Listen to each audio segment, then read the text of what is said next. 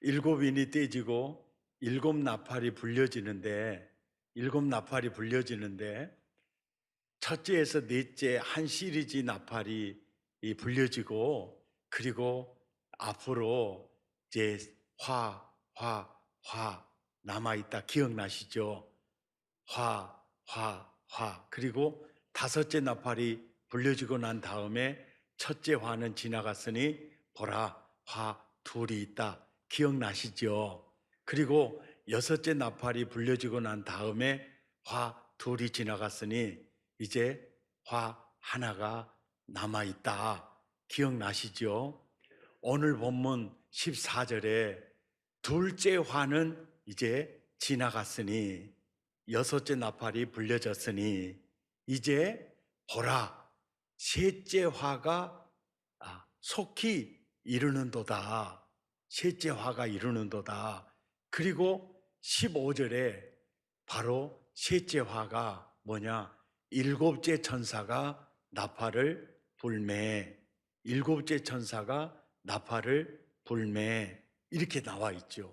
그러니까 화, 다섯째 나팔, 여섯째 나팔, 일곱째 나팔.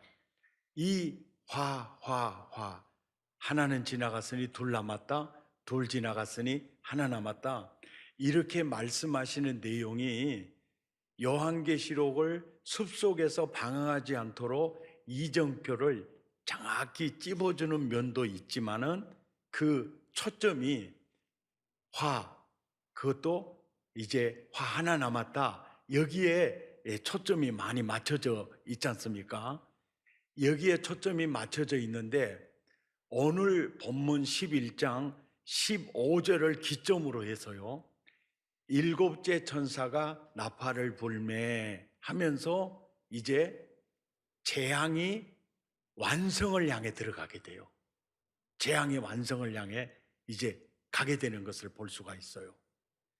그래서 이 둘째 화는 지나갔으니 셋째 화가 있다. 그 셋째 화가 일곱째 천사가 나팔을 불 때다 이렇게 나와 있으니까 이제 16절에 가서는 일곱째 천사가 나팔을 불매 일곱 대접을 가진 천사가 등장을 해야 맞잖아요.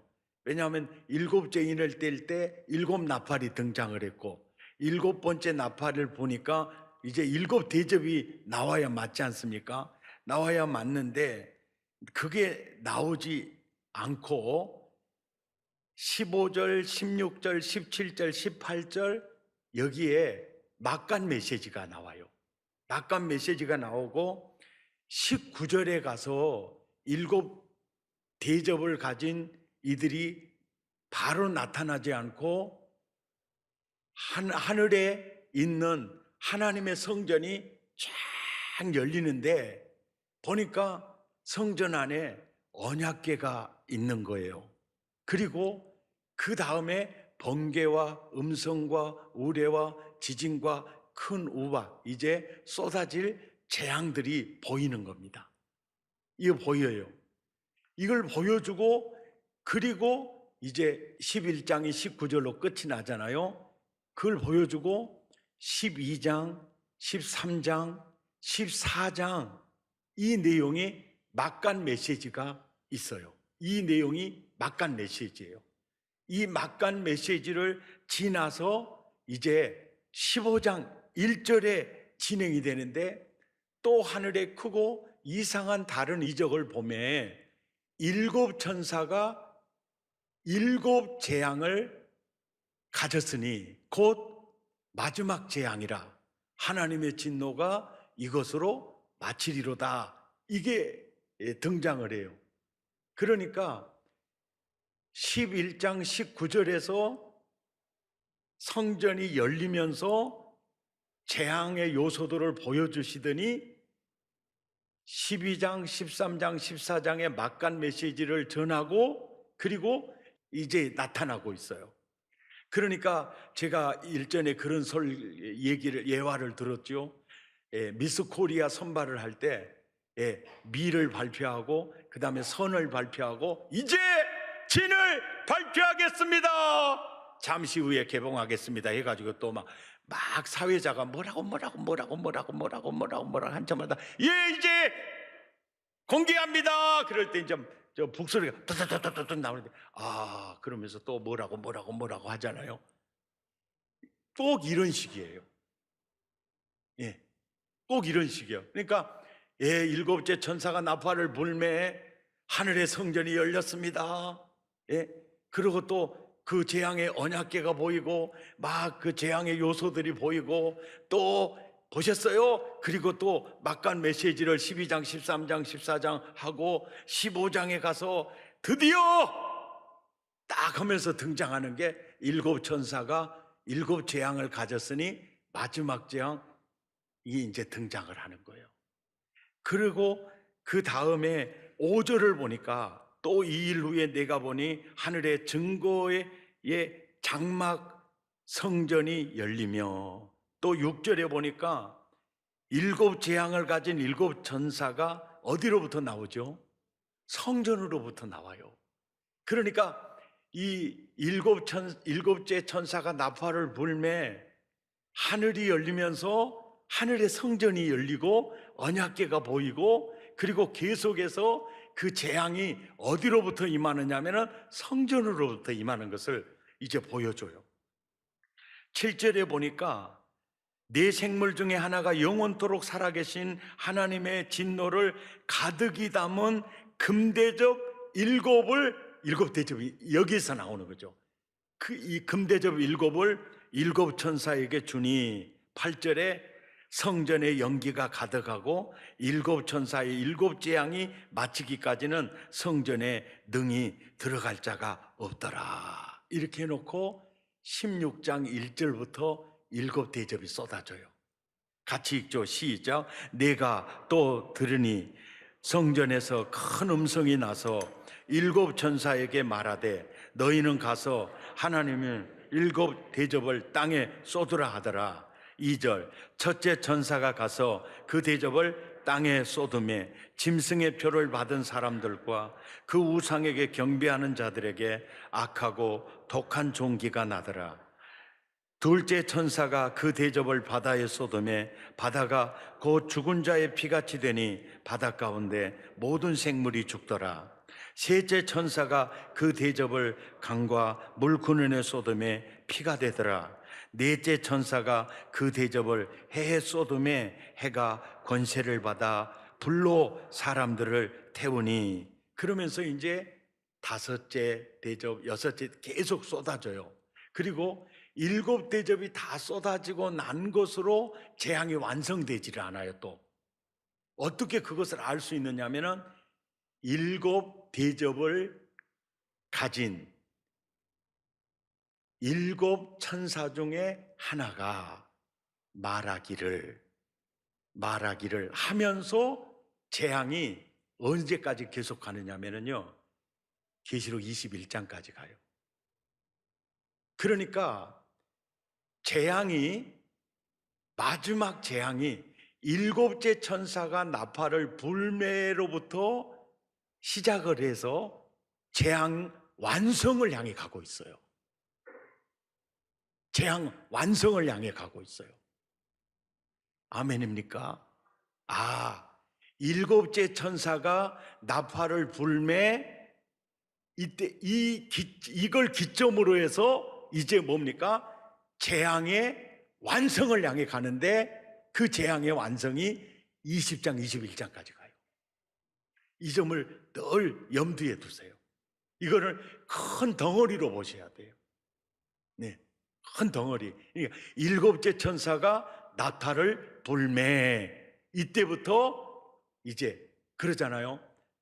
둘째 화는 지나갔으니 보라 화 하나가 남았다. 그리고 일곱째 천사가 나팔을 불매부터 화 덩어리가 이제 계속 20장, 21장까지 전개되는 거예요.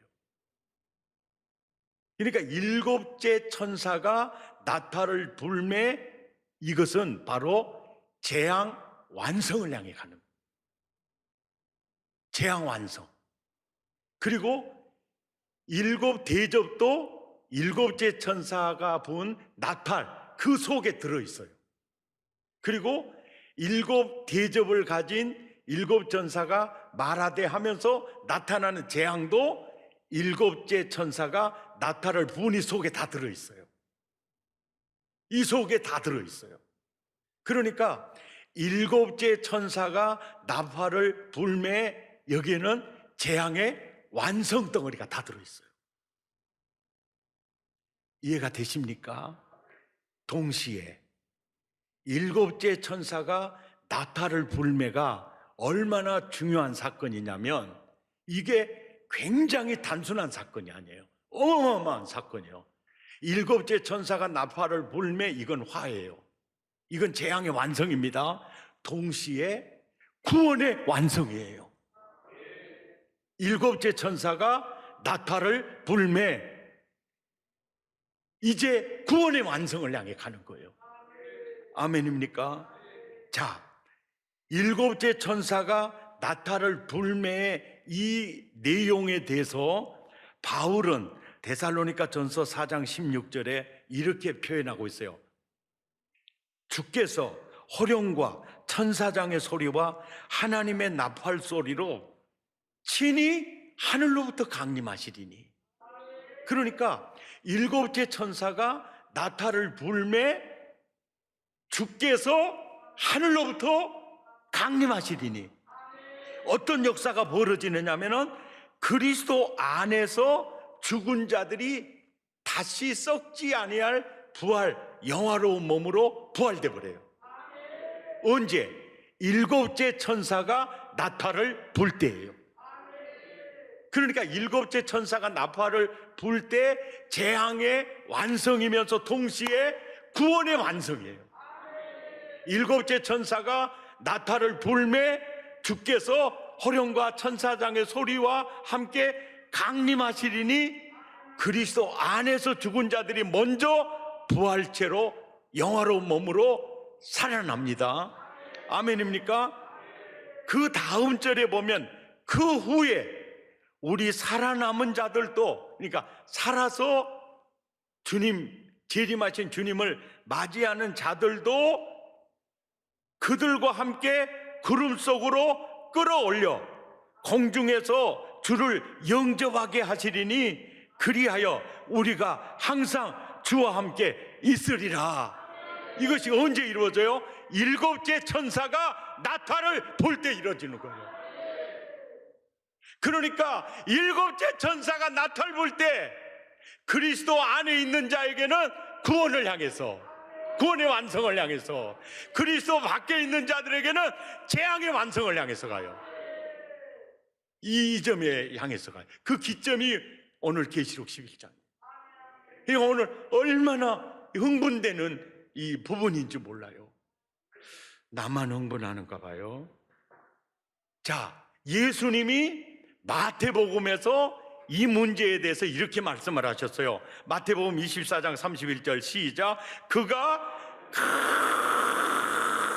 큰 나팔 소리와 함께 예수님께서 강림하셔서 천사들을 보내요. 세계 만국 보내어서 그리스도의 신부들을 하늘 이 끝에서 저 끝까지 사방으로 이렇게 모아요. 언제? 7째 천사가 나팔을 불 때 일어나요. 아멘입니까? 자, 고린도전서 15장 51절에서 52절에 보면은 이렇게 나오잖아요. 마지막 나팔, 첫째 나팔일까요? 다섯째일까요? 7째일까요? 7째요. 마지막 나팔에 순식간에 호련히 그리스도 안에서 죽은 자나 살아서 강림을 맞이하는 자나 호련히 썩지 아니할 몸으로 다시 부활해요. 뭐 하기 위해서? 하늘로 올라가기 위해서. 아멘입니까? 이 변화하리라. 이러니까 오늘 계시록 11장 15절에서 그러는 거예요. 7째 천사가 나팔을 불매 하늘에 큰 음성이 나서 이르되 세상 나라가 우리 주와 그의 그리스도의 나라가 되었느니라. 언제? 일곱째 천사가 나타를 볼 때 이 역사가 일어나는 거예요. 구약 성경에서 이 종말의 구원의 그림이요, 두 곳이 있는데, 한 곳은 애굽에서 10가지 재앙을 쏟은 후에 출애굽 때는 출애굽 사건이에요. 이 사건이 바로 일곱째 천사가 나타를 볼 때 우리 모두가 완전히 세상으로부터 출애굽해서 주와 그리스도의 나라 속으로 들어가 버리는 거예요. 아멘입니까? 예, 출애굽기에 보면은요, 첫 번째 재앙이 뭡니까? 두 번째 재앙, 세 번째 재앙은, 네 번째 재앙은, 다섯 번째, 여섯 번째, 일곱 번째, 여덟 번째, 아홉 번째, 열 번째. 이 재앙을 통해서 이스라엘 백성들이요, 출애굽하게 되죠. 일곱 나팔, 이걸 통해서 하나님 백성이 세상으로부터 출애굽됐다고 말해요. 할렐루야! 언제? 일곱째 천사가 나타를 볼 때 세상으로부터 완전히 출애굽해 버리는 거예요. 아멘. 그리고 또 하나 구원의 그림은요, 여호수아 6장 13절부터요 여리고성을 함락시키는 사건이거든요. 시작. 제사장 7은 양각나팔 7을 잡고 여호와의 궤 앞에서 계속 행진하며 나팔을 불고, 무장한 자들은 그 앞에 행진하며 후군은 여호와 궤 뒤를 따르고 제사장들은 나팔을 불며 행진하니라. 그 둘째 날에도 그 성을 한 번 돌고 진영으로 돌아오니라. 엿새 동안을 이같이 행하니라. 일곱째 날 새벽에 그들이 일찍 일어나서 전과 같은 방식으로 그 성을 7번 도니 그 성을 7번 돌기는 그날 뿐이었더라. 7번째 제사장들이 뭐 할 때? 나팔을 불 때 여호수아가 백성에게 이르되 외쳐라, 여호와께서 너희에게 이 성을 주셨느니라. 아멘입니까? 7번째 나팔 소리에 여리고가요 하나님 백성의 터전이 되어버려요. 아멘. 오늘 본문 15절이 바로 그 내용이에요. 일곱째 천사가 나팔을 불매 여호수아가 크게 외치라 하듯이 하늘에 큰 음성들이 나서 이르되 세상 나라가 우리 주와 그의 그리스도의 나라가 되었느니라. 이제는 주와 그리스도가 세세토록 왕노릇하는 나라가 되었느니라. 아멘입니까? 7번째 나팔이 불려질 때요, 로마도 없습니다. 바벨론도 사라졌습니다. 미국도 러시아도 대한민국도 세상 나라 다 사라집니다. 오직 7째 나팔이 불려질 때 있는 나라는요, 오직 하나님의 나라입니다. 14만 4천입니다. 새 예루살렘 성입니다. 그리스도의 신부입니다. 교회입니다. 성전입니다. 출애굽 시절에 10가지 재앙 후에 애굽으로부터 그 백성이 출애굽하듯이 7째 천사가 나팔 불매 세상으로부터 나와 여러분이 온전히 출애굽하는 겁니다. 이제 세상 나라가 그리스도의 나라가 되어버리는 겁니다. 이때가 바로 7째 천사가 나팔 불 때 일어납니다. 그래서 7째 천사가 나팔 불매 하나는 한쪽 편으로는 재앙의 완성을 향해 갑니다. 한쪽 편으로는 구원의 완성을 향해 갑니다. 할렐루야. 아멘. 그래서 오늘 본문 15절에 그러는 거예요. 일곱째 천사가 나팔을 불매 19절에서 재앙의 요소들을 보여줘요. 그리고 12, 13, 14 막간 메시지 주고, 그리고 15장에 가서 이제 하늘의 성전이 열리고 일곱 재앙을 가진, 일곱 대접을 가진 그들이 나타나서 16장에 이제 쏟아집니다. 그러는데 한쪽 편으로는 일곱째 천사가 나팔을 불 때 이제 구원의 완성이 이루어져요. 세상 나라가 우리 주와 그리스도의 나라가 돼요. 그리고 그 우리 주와 그리스도가 세세토록 왕노릇을 하는 거예요. 아멘. 왕노릇을 합니다. 그런데 그 나라가 되면은 예수님이 왕이시고 성부 하나님이 세세토록 이렇게 다스리는데, 그분이 다스리니까 그 나라 백성들이 반응을 보니까 이런 반응이 나와요. 그 반응이 그 세세토록 주와 그리스도께서 다스리는 그 나라 백성들이 모습이요, 16절에 보니까 하나님 앞에서 자기 보좌에 앉아있던 24장로는 구약교회, 신약교회, 그 교회 전체를 표현하는 거예요. 엎드려 얼굴을 땅에 대고 하나님께 경배하더라.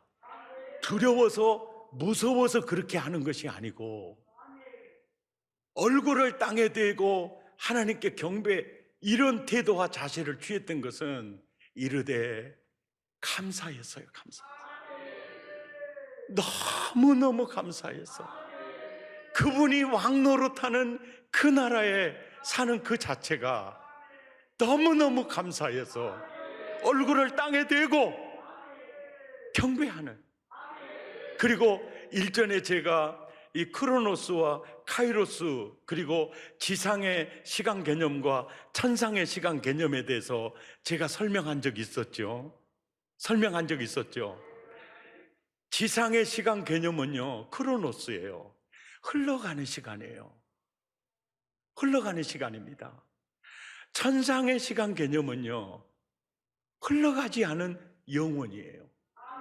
카이로스, 하나님 너무 좋아요. 그 상태로 영원히 가는 거예요. 아멘입니까? 그러니까 세세토록 그분이 다스리니까 그냥 그 감사가 원망으로 변하거나 그러지 않아요. 그 상태로 이렇게 가는 그 나라예요. 그 나라. 아멘입니까? 바로 그 나라예요. 그 나라. 이 말씀을 보면서 지금 그 나라가 굉장히 그리워지더라고요. 왜 그리워지느냐면, 지금 우리나라도 이제 대선 때가 돌아오니까 여야 이제 대통령 꿈을 꾸는 사람들이 우죽순처럼 나타나요. 그래서 많은 사람들이 지지하는 후보에게 희망을 걸어요. 굉장히 희망을 걸어요. 근데 역대 삼국시대, 고려시대, 또 조선시대 진짜 훌륭한 왕들이 있었어요. 전혀 없는 건 아닙니다. 그들의 그 은혜 우리가 입었어요. 그런데 대부분의 왕들은요, 백성들을 허리를 휘게 했어요. 엄청난 세금을 물려서 시달리게 했을 뿐만 아니라, 가기 싫다고 해도 밀어서 전쟁터에 내보내서 수많은 사람들이 칼과 창과 이게 죽었어요. 이것이 바로 세상의 왕이 다스리는 세상 나라예요.